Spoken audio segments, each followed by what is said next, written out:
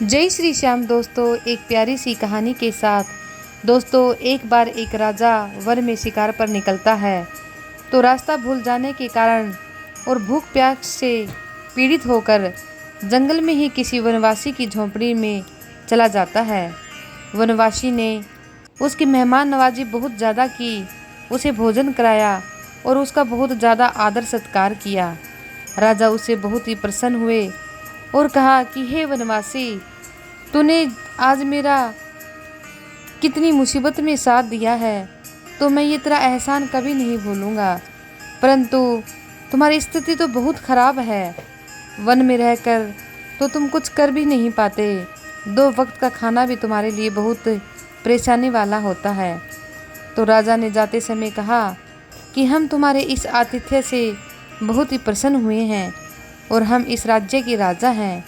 तुम्हें पास के नगर का एक चंदन का बगीचा प्रदान करते हैं। और राजा उसे पास के ही एक नगर में चंदन का बगीचा दे देता है। परंतु दोस्तों, वनवासी को किसी चीज़ का ज्ञान नहीं था। बस उसे वन में जो फल मूल मिलते थे वह उसी से अपना गुजारा करता था।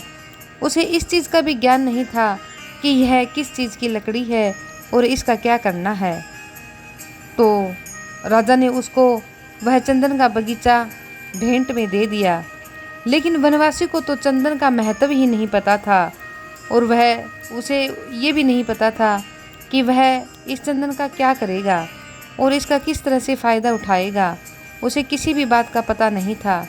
इसलिए वनवासी चंदन के वृक्ष काटकर उनसे कोयला बनाकर पास के शहर में बेचने लगा।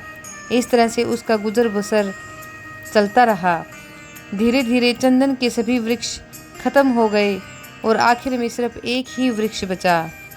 बारिश के कारण वह पेड़ गीला हो गया तो वनवासी ने उस पेड़ को काट तो लिया, परंतु गीला होने के कारण वह उसका कोयला नहीं बना पाया।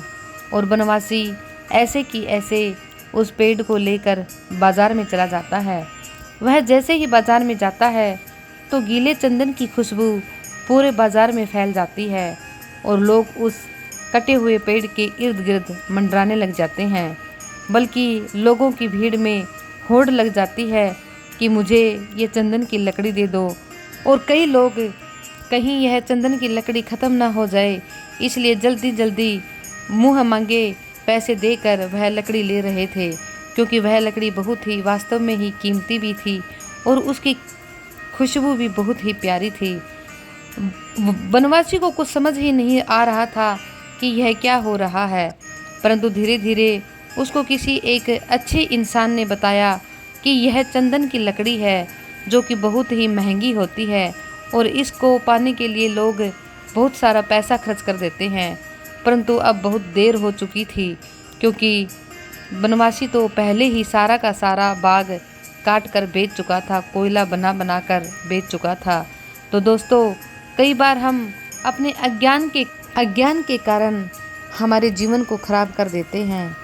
दोस्तों, हमारा जीवन बहुत ही अनमोल है, इससे बढ़कर कोई भी कीमत नहीं है।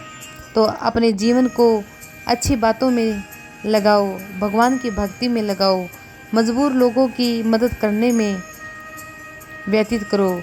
बल्कि अज्ञानता के कारण चुगली या दूसरों की बुराई करने में या दूसरों का बुरा सोचने में या दूसरों का बुरा करने में मत लगाओ, क्योंकि हमारा जीवन एक चंदन है और चंदन की खुशबू से हर कोई महक जाता है।